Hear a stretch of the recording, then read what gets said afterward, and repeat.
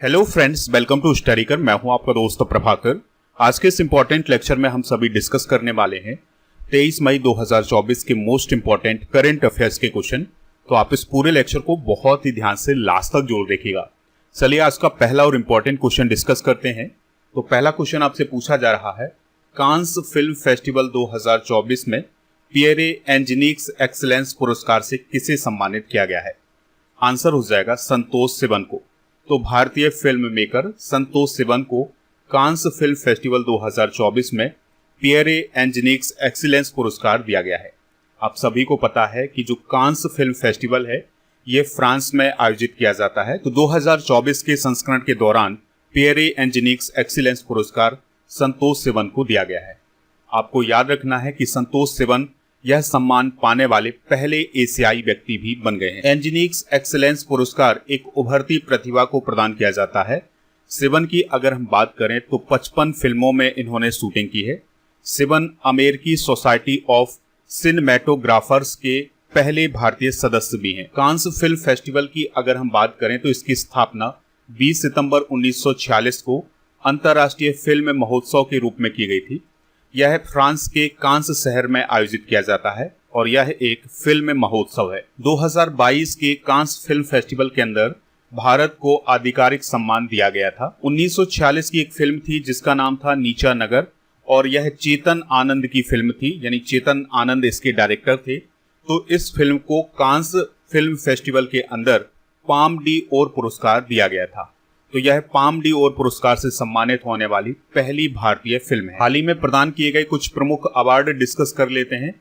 तो Ruskin bond को साहित्य अकादमी फेलोशिप से सम्मानित किया गया है। अब आपको कमेंट बॉक्स में यह बताना है कि साहित्य अकादमी की स्थापना कब हुई थी और वर्तमान में साहित्य अकादमी के अध्यक्ष कौन है। चंद्रकांत सतीजा को ग्लोबल एक्सीलेंस अवार्ड से अभी हाल ही में सम्मानित किया गया है। हेमंत खत्री को PSU समर्पण पुरस्कार दिया गया है। इसके अलावा डॉक्टर सौम्या स्वामीनाथन को मैकगिल यूनिवर्सिटी के द्वारा अभी हाल ही में मानद डॉक्टरेट की उपाधि से सम्मानित किया गया है। पवन सिंधी को global pride of Sindhi award दिया गया है। भवी मेहता को Oxford book store book cover पुरस्कार दिया गया है। इसके अलावा फिलिस्तीनी पत्रकारों को यूनेस्को गिलर्मो कैनो पुरस्कार दिया गया है। आपको याद रखना है, यूनेस्को गिलर्मो कैनो पुरस्कार पत्रकारिता के क्षेत्र में दिया जाता है। पूर्णिमा देवी बर्मन को 2024 का व्हीटली गोल्ड अवार्ड दिया गया है। आप इस पूरे लेक्चर को बहुत ही ध्यान से लास्ट तक देखिएगा। लास्ट में आपसे क्वेश्चन पूछा जाएगा जिसका आंसर कमेंट बॉक्स में देना है। अगर आप चैनल पर पहली बार आए हैं तो सब्सक्राइब कर लें, बेल आइकन भी दबा लें जिससे आपको समय पर सबसे पहले नोटिफिकेशन मिल सकेगा। आप हमारे व्हाट्सएप चैनल को ज्वाइन कर सकते हैं, उसका लिंक डिस्क्रिप्शन बॉक्स में दिया गया है। टेलीग्राम चैनल को ज्वाइन कर लीजिएगा। आपको टेलीग्राम पर जाना है और स्टडीकर ऑफिशियल सर्च करना है तो वहां पर चैनल मिल जाएगा। उससे ऐड हो जाना है तो आपको PDF मिल जाएगी और इसके अलावा नोटिफिकेशन भी मिल जाएंगे। PDF आपको शाम 4 बजे उपलब्ध होती है, तो शाम 4 बजे इसको प्राप्त कर लीजिएगा। तो शाम को आप इसका रिवीजन भी कर सकते हैं। ऐप को भी डाउनलोड कर लीजिएगा, इसका भी लिंक आपको डिस्क्रिप्शन बॉक्स में दिया गया है। ऐप पर आपको paid course, e book, test series, PDF, daily quiz ये सभी मिल जाएगा। Monthly current affairs, yearly current affairs, 6 month के करंट अफेयर्स की ई बुक आपको ऐप पर मिलेगी, हिंदी और इंग्लिश दोनों मीडियम में। तो इन सभी को प्राप्त करने के लिए ऐप को जरूर डाउनलोड करें। नेक्स्ट क्वेश्चन है, यात्रा और पर्यटन विकास सूचकांक यानी travel and tourism development index 2024 में भारत का कौन सा स्थान है? आंसर हो जाएगा 36वां स्थान। तो विश्व आर्थिक मंच के द्वारा इस इंडेक्स को जारी किया जाता है। इसमें 119 देशों को शामिल किया गया था जिसमें भारत का 36वां स्थान है। पहला स्थान अमेरिका का है। 2024 के इस इंडेक्स में भारत का कुल स्कोर 4.25 है। यह रिपोर्ट हर 2 साल में जारी की जाती है।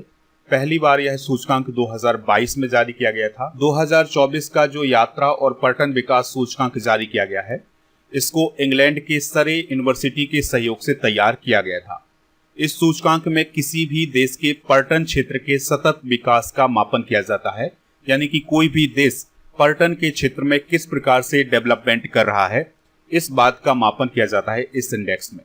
दुनिया के टॉप 5 देश की बात करें तो पहले स्थान पर है अमेरिका, दूसरे स्थान पर स्पेन, तीसरे स्थान पर जापान, चौथे स्थान पर फ्रांस है और 5वें स्थान पर ऑस्ट्रेलिया है। सबसे कम रैंक वाले देश कौन है? तो वो है माली, जिसका स्कोर 2.78 है और 118वें नंबर पर है सिएरा लियोन, जिसका स्कोर है 2.9। बात करते हैं वर्ल्ड इकोनॉमिक फोरम की, तो यह एक गैर लाभकारी और अंतर्राष्ट्रीय संगठन है जिसका काम होता है आर्थिक मुद्दों के लिए पूरी दुनिया को एक मंच प्रदान करना, जिसके माध्यम से आर्थिक मुद्दे सॉल्व किए जाते हैं और उन पर डिस्कशन भी किया जाता है। इसकी स्थापना 1971 में की गई थी। हेडक्वार्टर है स्विट्जरलैंड के जेनेवा में। WEF के द्वारा कुछ रिपोर्ट भी जारी की जाती है। तो इस प्रकार के क्वेश्चन आपसे पूछ लिए जा सकते हैं कि ग्लोबल जेंडर गैप रिपोर्ट को कौन जारी करता है, तो वर्ल्ड इकोनॉमिक फोरम के द्वारा इस रिपोर्ट को जारी किया जाता है। इसी प्रकार से ग्लोबल कॉम्पिटिटिवनेस रिपोर्ट को भी जारी किया जाता है और एनर्जी ट्रांजिशन इंडेक्स को भी यह जारी करता है। Global travel and tourism report को जारी करता है। इसके अलावा ग्लोबल IT रिपोर्ट भी कौन जारी करता है, WEF। नेक्स्ट क्वेश्चन है सील नागू किस राज्य के हाई कोर्ट के एक्टिंग चीफ जस्टिस बने हैं, यानी कार्यवाहक चीफ जस्टिस बने हैं। आंसर हो जाएगा मध्य प्रदेश। तो मध्य प्रदेश हाई कोर्ट के कार्यवाहक चीफ जस्टिस बने हैं सील नागू। वर्तमान में चीफ जस्टिस थे रवि मलिमथ, तो वो 24 मई को रिटायर होने वाले हैं, तो उनके स्थान पर अब सील नागू को कार्यवाहक चीफ जस्टिस बनाया गया है। जस्टिस रवि मलिमथ 14 अक्टूबर 2021 को मध्य प्रदेश हाई कोर्ट के चीफ जस्टिस बने थे। मध्य प्रदेश का हाई कोर्ट कहाँ है, जबलपुर में है। स्थापना इसकी 2 जनवरी 1936 को हुई थी। सर्किट बेंच है इंदौर और ग्वालियर में। हाई कोर्ट के जो न्यायाधीश होते हैं और जो मुख्य न्यायाधीश होते हैं उनकी नियुक्ति संविधान के अनुच्छेद 217 के खंड 1 के द्वारा की जाती है। काफी इंपॉर्टेंट पॉइंट हो जाएगा। वर्तमान में भारत में 25 हाई कोर्ट हैं। भारतीय संविधान के अनुच्छेद 214 से 231 तक हाई कोर्ट का वर्णन किया गया है। हाई कोर्ट के जो न्यायाधीश होते हैं, चाहे वो चीफ जस्टिस हों या फिर अन्य न्यायाधीश हों, उनकी नियुक्ति राष्ट्रपति जी के द्वारा की जाती है। हाई कोर्ट के चीफ जस्टिस को शपथ कौन दिलाते हैं, गवर्नर, यानी उस राज्य के गवर्नर हाई कोर्ट के चीफ जस्टिस को शपथ दिलाते हैं। मध्य प्रदेश की बेसिक जानकारी डिस्कस कर लेते हैं। तो मध्य प्रदेश भारत का हृदय प्रदेश है। इसके अलावा मध्य प्रदेश को नदियों का मायका भी कहा जाता है। 1 नवंबर 1956 को इसका गठन हुआ था। राजधानी है भोपाल। जिलों की संख्या है 55। राज्यपाल हैं मंगू भाई छगन भाई पटेल। मुख्यमंत्री हैं डॉक्टर मोहन यादव। विधानसभा की 230, राज्यसभा की 11 और लोकसभा की 29 सीटें हैं। मध्य प्रदेश से रिलेटेड कुछ इंपॉर्टेंट करंट अफेयर्स भी डिस्कस कर लेते हैं। तो मध्य प्रदेश की अभी हाल ही में मुख्य सचिव बनी है बीरा राणा, और ये मध्य प्रदेश की दूसरी महिला मुख्य सचिव हैं। रानी दुर्गावती श्री अन्न प्रोत्साहन योजना मध्य प्रदेश में शुरू की गई है। मध्य प्रदेश के 2 डिप्टी CM बनाए गए हैं, जिसमें पहले डिप्टी CM है जगदीश देवड़ा और दूसरे डिप्टी CM है राजेंद्र शुक्ला। यूनेस्को के द्वारा ग्वालियर शहर को संगीत की नगरी का खिताब दिया गया है। भारत का सबसे बड़ा टाइगर रिजर्व दमोह में स्थापित किया जाएगा। उज्जैन में दुनिया की पहली वैदिक घड़ी स्थापित की गई है।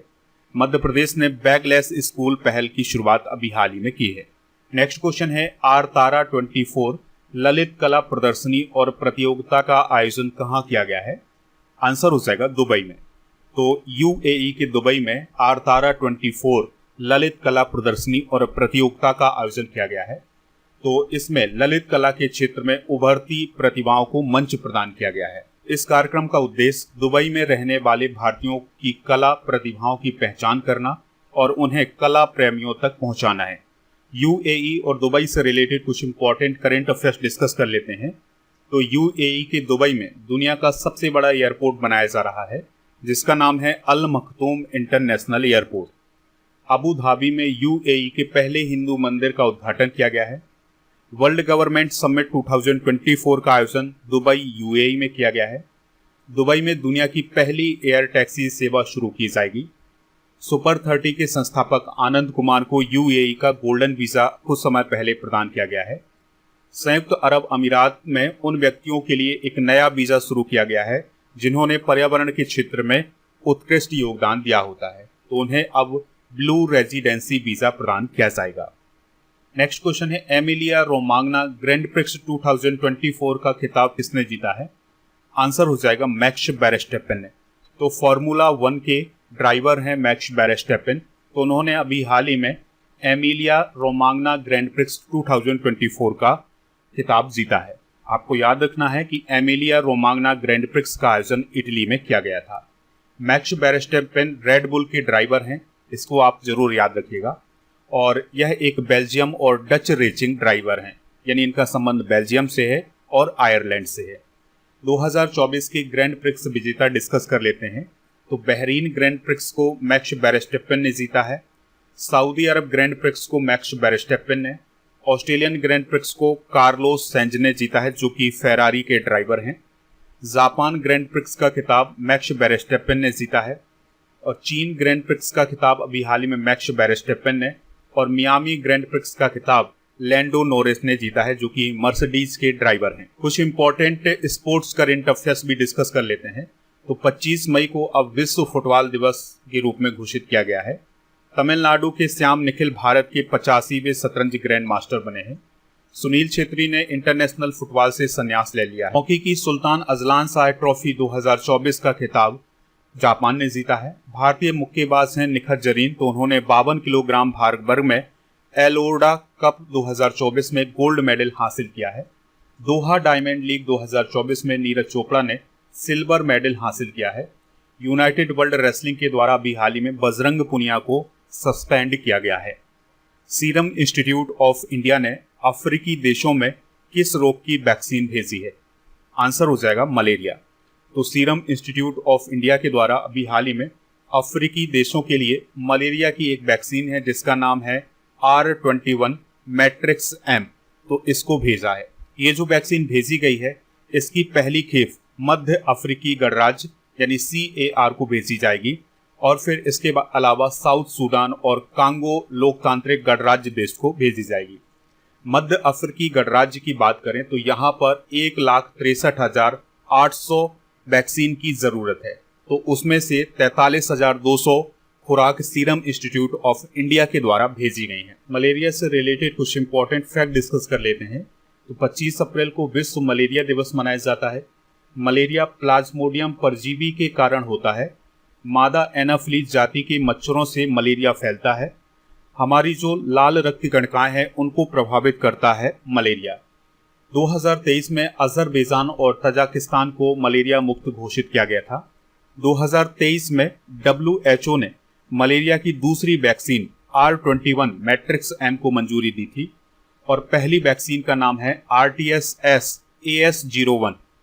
मलेरिया मुक्त देश कौन कौन है? तो श्रीलंका को 2016 में, किर्गिस्तान को 2016 में, पराग्वे को 2018 में, उज्बेकिस्तान को 2018 में, 2019 में अल्जीरिया और अर्जेंटीना को मलेरिया मुक्त देश घोषित किया गया था। अब आपको कमेंट बॉक्स में ये बताना है कि 2024 में किस देश को मलेरिया मुक्त देश घोषित किया गया है। नेक्स्ट क्वेश्चन है, हाल ही में किस देश ने औपचारिक रूप से फिलिस्तीन को मान्यता देने की घोषणा की है?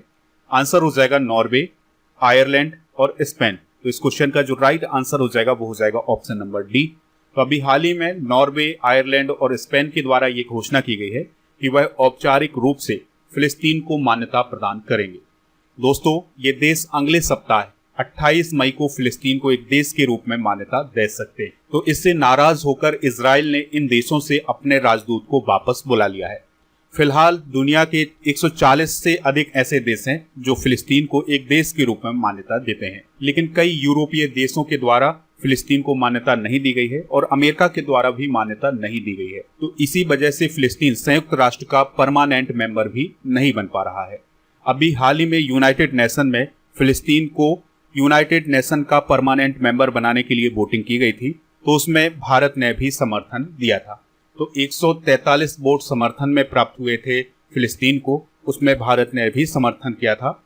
9 देशों ने इसका विरोध किया था जिसमें इजराइल और अमेरिका शामिल थे। फिलिस्तीन के बारे में अगर हम बात करें तो इसकी घोषित राजधानी है जेरूसलम, जिसको सीमित मान्यता प्राप्त है, और इसका प्रशासनिक केंद्र है रामल्ला, यानी कि इसका प्रशासन रामल्ला से ही चलता है।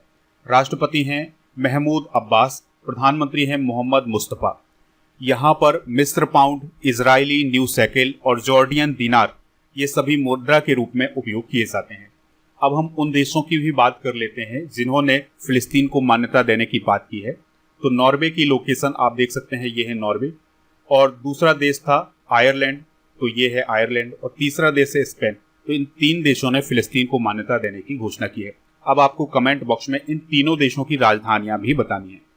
नेक्स्ट क्वेश्चन है, वित्त वर्ष 2024 में बिजनेस ग्रोथ में PSU बैंकों में पहले स्थान पर कौन रहा है? Bank of Maharashtra.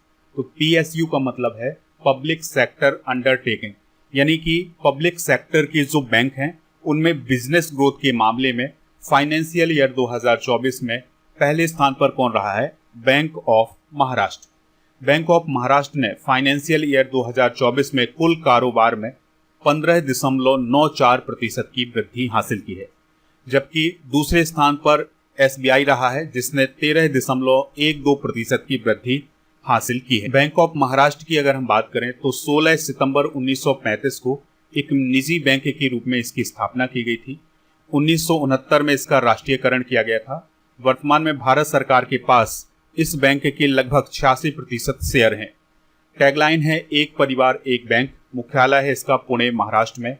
MD और CEO हैं निधु सक्सेना। नेक्स्ट क्वेश्चन है, पशुपालन और डेयरी विभाग ने वैक्सीन कोल्ड चेन प्रबंधन के लिए किसके साथ समझौता किया है? आंसर हो जाएगा UNDP के साथ। तो अभी हाल ही में भारत के पशुपालन और डेयरी विभाग ने वैक्सीन कोल्ड चेन प्रबंधन, संचार योजना के डिजिटलीकरण और क्षमता निर्माण के लिए संयुक्त राष्ट्र विकास कार्यक्रम यानी यूनाइटेड नेशन डेवलपमेंट प्रोग्राम या UNDP के साथ एक समझौता किया है। इस पर अभी हाल ही में हस्ताक्षर भी किए गए हैं।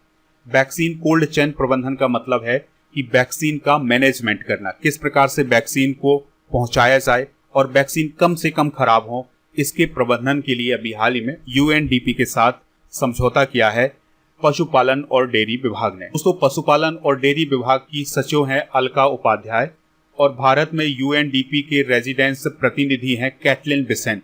तो इन दोनों ने नई दिल्ली में इस समझौते पर हस्ताक्षर किए हैं। बात करते हैं UNDP की, तो इसे यूनाइटेड नेशन डेवलपमेंट प्रोग्राम के नाम से जाना जाता है। इसकी स्थापना 22 नवंबर 1965 को की गई थी। हेडक्वार्टर है न्यूयॉर्क अमेरिका में और इसके हेड हैं यानी इसके प्रमुख हैं आसिम स्टीनर। UNDP गरीबी को कम करने, आधारभूत ढांचे के विकास और डेमोक्रेसी को प्रोत्साहित करने का काम करता है। नेक्स्ट क्वेश्चन है, विश्व कछुआ दिवस प्रतिवर्ष कब मनाया जाता है? तो हर साल 23 मई को विश्व कछुआ दिवस मनाया जाता है। यह दिवस सन 2000 से मनाया जा रहा है और इस दिवस को मनाने के पीछे का मुख्य उद्देश्य है कछुओं और उनके प्राकृतिक आवास के संरक्षण के बारे में जागरूकता फैलाना। यह दिवस अमेरिकी टॉर्टोइस रेस्क्यू संगठन के द्वारा मनाया जाता है। इस संगठन की स्थापना 1990 में की गई थी। दोस्तों, 23 मई को बुद्ध पूर्णिमा भी है यानी बुद्ध जयंती भी है। तो चलिए गौतम बुद्ध के बारे में कुछ बेसिक पॉइंट डिस्कस करते हैं। तो बुद्ध पूर्णिमा को हम बुद्ध जयंती के नाम से भी जानते हैं। गौतम बुद्ध का बचपन का नाम था सिद्धार्थ। इनका जन्म हुआ था 563 ईसा पूर्व में और इनका जन्म लुम्बिनी में हुआ था। माता का नाम था महामाया और इनकी मौसी का नाम था गौतमी। तो गौतमी के द्वारा ही इनका पालन पोषण किया गया था। इनके पिता का नाम था शुद्धोधन और इनके कुल का क्या नाम था? ये शाक्य क्षत्रिय कुल के थे। पत्नी का नाम था यशोधरा, पुत्र का नाम था राहुल। गौतम बुद्ध ने गृह त्याग किया था 29 वर्ष की आयु में। इन्हें ज्ञान की प्राप्ति हुई थी 35 वर्ष की आयु में। बुद्ध ने अपना पहला उपदेश यूपी के बनारस के पास सारनाथ गांव में दिया था। उनका उपदेश पाली में लिखा गया था। उनकी मृत्यु 80 वर्ष की आयु में 483 ईसा पूर्व में उत्तर प्रदेश के एक शहर कुशीनगर नामक स्थान 22 मई को भी एक इम्पोर्टेंट डे मनाया गया है। वो है जैविक विविधता के लिए अंतर्राष्ट्रीय दिवस। पहली बार यह दिवस 22 मई 2001 को मनाया गया था। 2024 में इसकी थीम है योजना का हिस्सा बने, यानी be part of the plan. तो ये थे आज के करंट अफेयर्स के क्वेश्चन। चलिए अब हम कल के करंट अफेयर्स के क्वेश्चन एक बार रिवाइज कर लेते हैं। कौन सा राज्य आर्टिफिशियल इंटेलिजेंस से संचालित यातायात प्रबंधन प्रणाली शुरू करेगा? सिक्किम। विलियम लाई चिंगते ने किस देश के राष्ट्रपति के रूप में शपथ ली है? ताइवान। FSSAI ने फलों को पकाने के लिए किस पदार्थ के उपयोग करने पर फल व्यापारियों को चेतावनी जारी की है? Calcium carbide. भारतीय उद्योग परिसंघ के अध्यक्ष कौन बने हैं? संजीव पुरी। किस शहर में रॉक आर्ट का पहला साक्ष्य खोजा गया है? मंगलुरु में। सभी ग्लेशियरों को खोने वाला पहला देश कौन बना है? Venezuela. Italian open 2024 tennis tournament में पुरुष एकल का खिताब किसने जीता है? अलेक्जेंडर ज़वेरेव ने। इंटरनेशनल एल्यूमिनियम इंस्टीट्यूट का उपाध्यक्ष किसे नियुक्त किया गया है? जॉन सलेवन को। भारत और किस देश के बीच 2024 के अंत तक वीजा फ्री टूरिस्ट एंट्री पर सहमति बनी है? आंसर हो जाएगा रूस। मासिक धर्म महोत्सव इस बार कितने देशों में मनाया जा रहा है? तो यह दिवस 11 देशों में मनाया जा रहा है। दोस्तों, आज के जनरल नॉलेज के पिटारे में हम कुछ इंपॉर्टेंट नेशनल पार्क डिस्कस करेंगे। तो केवलादेव नेशनल पार्क राजस्थान में, बांधवगढ़ मध्य प्रदेश में, नामदफा अरुणाचल प्रदेश में, दुधवा उत्तर प्रदेश में, कंचनजंगा सिक्किम में, clouded leopard national park Tripura में, काजीरंगा असम में और वाल्मीकि नेशनल पार्क बिहार में, इंद्रावती नेशनल पार्क छत्तीसगढ़ में, गिर फॉरेस्ट पार्क गुजरात में, कलेसर नेशनल पार्क हरियाणा में, great Himalayan national park Himachal Pradesh में, दच्चीगाम नेशनल पार्क जम्मू कश्मीर में, बंदीपुर नेशनल पार्क कर्नाटका में है और सिंगलीला नेशनल पार्क पश्चिम बंगाल में और Mount Harriet national park Andaman Nicobar द्वीप समूह में है। कल के करंट अफेयर्स में आपसे पूछा गया था अंगारा A5 रॉकेट किस देश ने लॉन्च की है? तो ये रूस ने लॉन्च की है। तो लगभग सभी लोगों ने इसका आंसर रूस बताया हुआ है। इसी प्रकार से आपसे जो क्वेश्चन पूछा जा रहा है उसका आंसर आपको कमेंट बॉक्स में बताना है। क्वेश्चन है, वर्तमान में भारत में कितने हाई कोर्ट हैं? जो भी इसका राइट आंसर हो कमेंट बॉक्स में जरूर बताएं। हमें इंतजार रहेगा आपके आंसर।